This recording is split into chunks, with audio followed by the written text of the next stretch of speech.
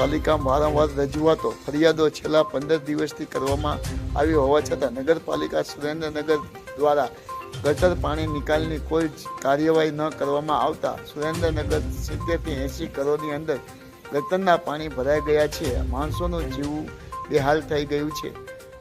Pre મોસમ માટેની સરકાર તરફથી મળતી લાખો રૂપિયા કરોડો રૂપિયાની ગ્રાન્ટ બારોબાર ખવાઈ જતી લાગે છે અને મેળાના આયોજકોને સિટી બસો બધે ફોટા પડાવવામાંથી નગરપાલિકાના પ્રમુખ નવરાશ નથી મળતી. લોકોની મૂળભૂત સમસ્યાના નિવારણ માટે જો પહેલાં પગલાં લઈ લીધા હોત તો આજે લોકોની આ હાલત ના થઈ હોત.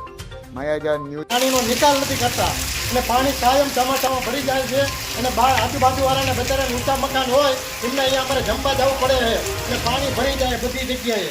એટલે આનો હવે કંઈ નિકાલ સાહેબ લાવો તો એનું સારું કહેવાય. અને કાયમ અમે ભાજપ પ્રયત્ન રહ્યા છીએ. કોઈ દે અમને બીજાને કોઈને અમે મ્યુનિસિપાલિટીમાં કાયમ માટે ભાજપવાળાને અહીંયા કેવી કે તમે આવવાની જરૂર જ નથી. પણ અમારી કોઈ દી રજૂઆત આટલા વર્ષમાં આંબેડકરથી 15 વર્ષથી કાયમ ચોમાસામાં આ તકલીફ ઊભી રહે અને રજૂ કરવી જોઈએ. હજુ આ 1-1.5 ઇંચ વરસાદમાં આવું જો તકલીફ પડતી હોય તો 3-4 ઇંચ વરસાદ થાય તો અમારે ક્યાં રહેવા જવું?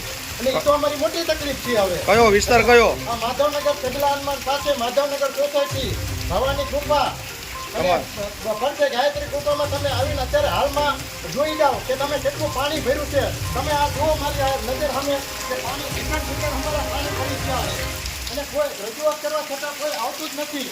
હજુ સુધી કોઈ સભ્યને કોઈ હજુ રજૂઆત કરી કોઈ આવ્યું નથી. જો 1 ઇંચ 1.5 ઇંચમાં જો આવું થતું હોય તો 3 ઇંચ વરસાદ થાય તો અમારે ક્યાં રહેવા જવાનું?